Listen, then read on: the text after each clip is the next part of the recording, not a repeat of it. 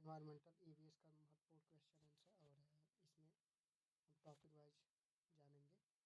तो ये हमारे आसपास की आर्थिक गतिविधियाँ क्या होती हैं, तो इसके बारे में हम जानते हैं।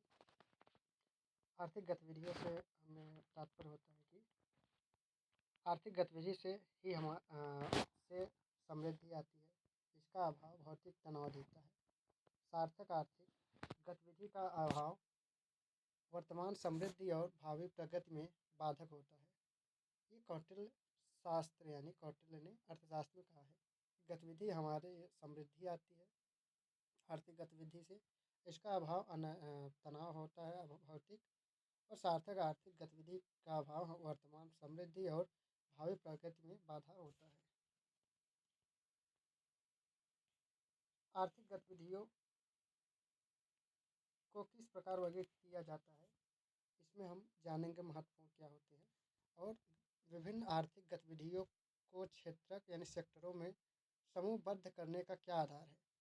तीसरा, यह तीन क्षेत्रक सेक्टर आपस में किस प्रकार संबंधित होते हैं, तो इसके बारे में हम अच्छी तरह से जानते हैं। परिचय है, पहले जानते हैं, इंट्रोडक्शन है। हमने दो प्रकार की गतिविधियों के बारे में सीखा है, आर्थिक और गैर आर्थिक। जिन गतिविधियों में मौद्रिक मूल्य का अर्जन होता है उन्हें हम आर्थिक कहते हैं, गतिविधियाँ कहते हैं। हमने गैर आर्थिक गतिविधियों के महत्वपूर्ण के बारे में भी जाना है। इन गतिविधियों को भली भांति समझने के लिए इसमें हम जानेंगे कि आर्थिक गतिविधियों को कैसे वर्गीकृत किया जा सकता है और किया जाता है और एक दूसरे से किस प्रकार सब भिन्न होते हैं। तो मौद्रिक जो मूल्य होती है, किसी वस्तु का मूल्य जिस मुद्रा के मूल्य के रूप में मापा जा सकता है उसे हम मौद्रिक मूल्य कहते हैं। ये गतिविधियों का दृश्य। बीते दशकों में आर्थिक गतिविधियों की संख्या तीव्र गति से बढ़ी है। उदाहरण के लिए, पहले समय में लोग कृषि, पशुपालन, औजारों का निर्माण, मिट्टी के बर्तन बनाना और कपड़े बुनना इत्यादि गतिविधियों में सम्मिलित होते थे। जैसे जैसे समाज में प्रगति हुई, उन आर्थिक गतिविधियों में भी वृद्धि हुई जिनके माध्यम से लोग अपनी आजीविका चलाते हैं। आज अनेक प्रकार की आर्थिक गतिविधियां हैं, जैसे कंप्यूटर, मोबाइल फ़ोन और ड्रोन का निर्माण, बैंक, विद्यालय और होटल में कार्य करना, परिवहन के लिए विभिन्न प्रकार के वाहनों चलाना, फर्नीचर तैयार करना, मशीनों से कपड़े में सिलना, सॉफ्टवेयर बनाना, रेफ्रिजरेटर और वॉशिंग मशीन की मरम्मत करना आदि। इन सभी गतिविधियों के वर्गीकरण से हमें यह समझ में सहायता मिलती है कि ये किस प्रकार और कैसे कार्य करते हैं और इसके मध्य क्या संबंध होता है। तो इसको देखते हुए जो हम आर्थिक क्षेत्रों को या क्षेत्रकों में आर्थिक गतिविधियाँ का जो वर्गीकरण है उसको भी जानते हैं अच्छी तरीके से। कुछ आर्थिक गतिविधियों में समान विशेषताएं होती है और इनके आधार पर इन्हें समूह या व्यापक समूह में वर्गीकृत किया जाता है, जिन्हें आर्थिक क्षेत्र कहा जाता है।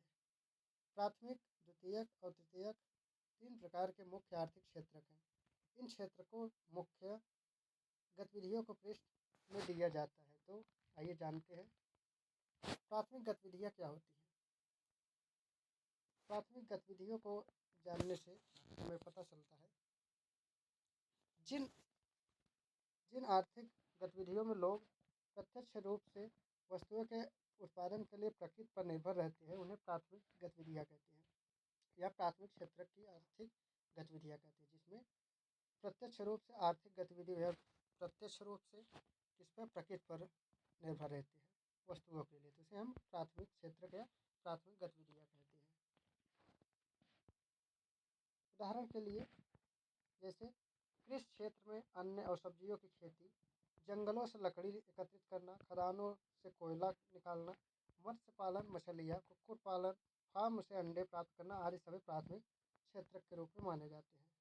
प्राथमिक क्षेत्र के रूप में जैसे उन गतिविधियों का समूह है जिसमें प्रकृति से सीधे कच्चे माल का निष्कर्षण यहाँ शामिल होता है, जैसे कृषि, मत्स्य पालन, वानिकी आदि। यानी प्राथमिक क्षेत्र का मतलब होता है कि जो हम प्रकृति से प्राप्त करते हैं उसे हम प्राथमिक क्षेत्र या प्राथमिक गतिविधि कहते हैं।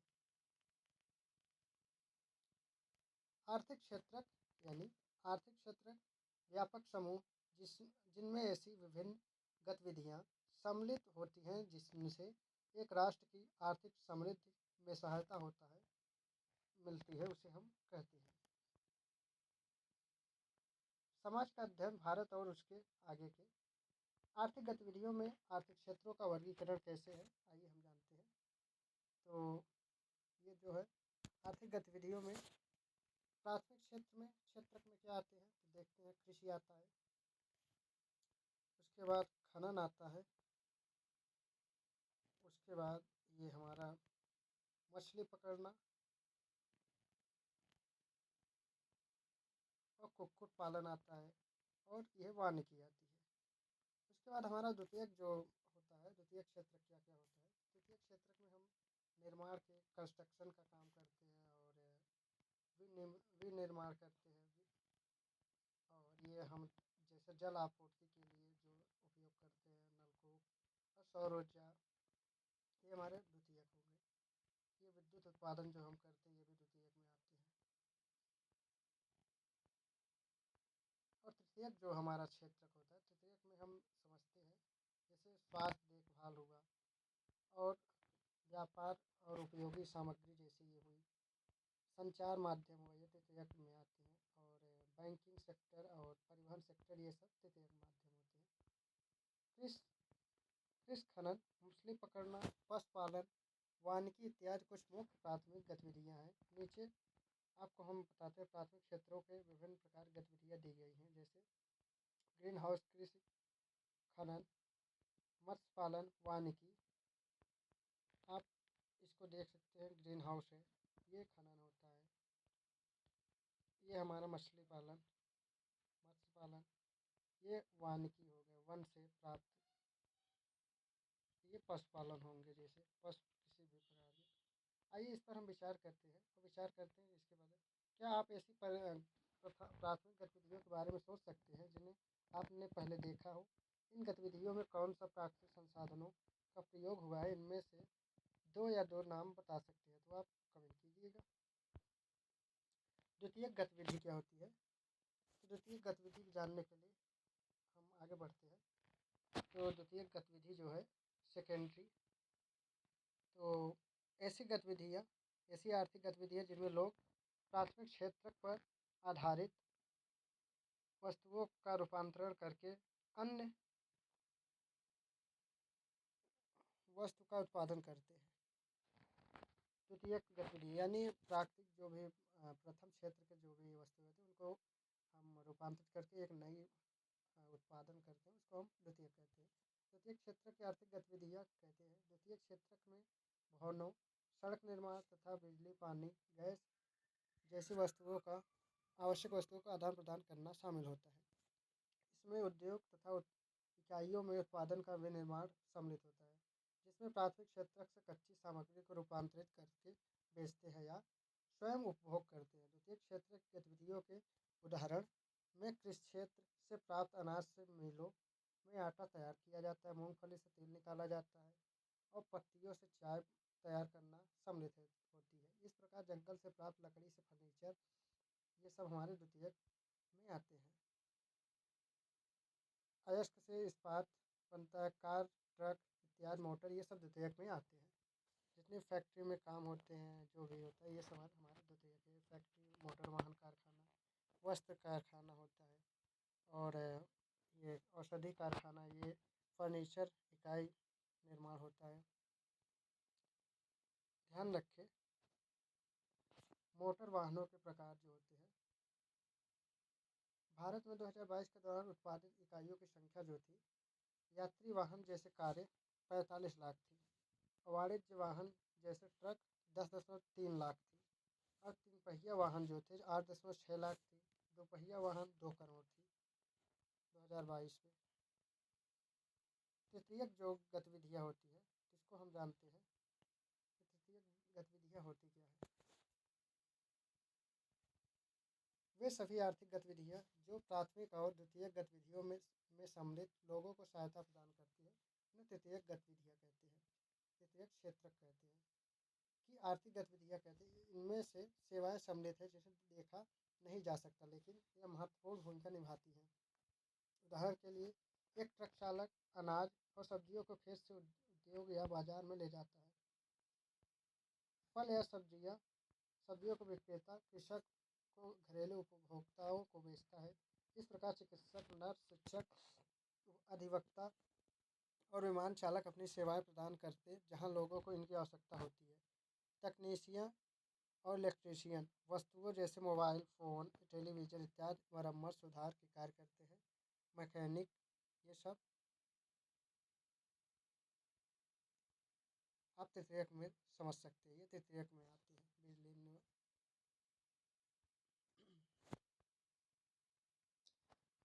हमारे जीवन को सरल बनाती है। इस प्रकार मोबाइल और इंटरनेट के माध्यम से संचार से सॉफ्टवेयर, कंप्यूटर तैयार करना, होटलों, रेस्तरां, बैंक, विश्वविद्यालय, चिकित्सालय, हवाई अड्डा, गोदाम, फार्म हाउस इत्यादि में सभी तृतीयक क्षेत्रों की गतिविधियों के उदाहरण मिलते हैं, जिसमें सेवा क्षेत्र भी कहते हैं। जिसमें सेवा का होता है उसे हम तृतीयक कहते हैं। सेवा का भाव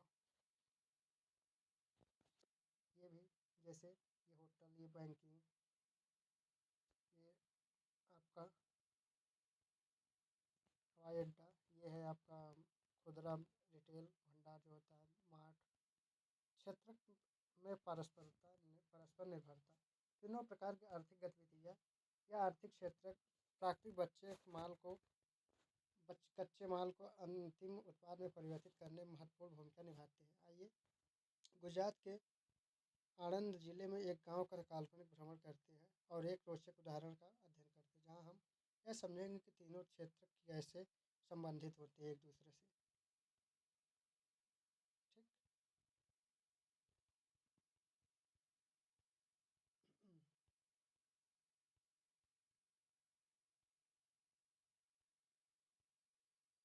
ये आप हम देख सकते हैं कितना महत्वपूर्ण है।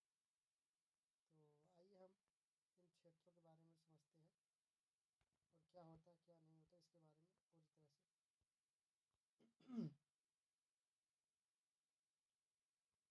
इन दिनों गुजरात के किसान प्रातःकाल दूध की बाल्टियां टकराते हैं और अपने सबसे अच्छे मित्रों गायों भैंसों के खुशी में रमाने की आवाज़ सुनते हैं। किसानों और उनके परिवार जीव में जीवों में गायों का एक विशेष स्थान है।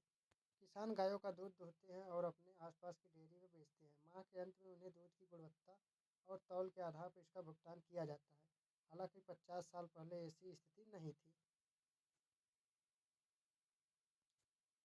यह Anand milk union limited Amul नया नाम के एक दुग्ध सहकारी संघ की रोचक कहानी है। 1940 में आरंभ आणंद जिले के किसान अपना दूध आसपास के गांवों में बेचते थे। वे चिलचिलाती गर्मी में दूध के बेचने के लिए नज़दीक के गांव तक साइकिल से या पैदल जाया करते थे। आप जानते हैं कि बहुत गर्म मौसम में दूध जल्दी खराब हो जाता है या फट जाता है। किसानों को दूध खराब होने से पहले जल्द से जल्द बेचना पड़ता था।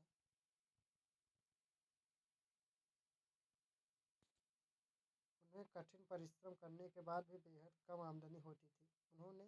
इसलिए उन्हें बिचौलिए पर निर्भर कर रहना पड़ता था, जो किसानों से बहुत कम कीमत पर अधिक मात्रा में दूध खरीदते थे और इसे बाजार में बेच देते थे। कई बार किसान बिचौलियों के कारण ठगा या उत्पीड़ित अनुभव करते थे।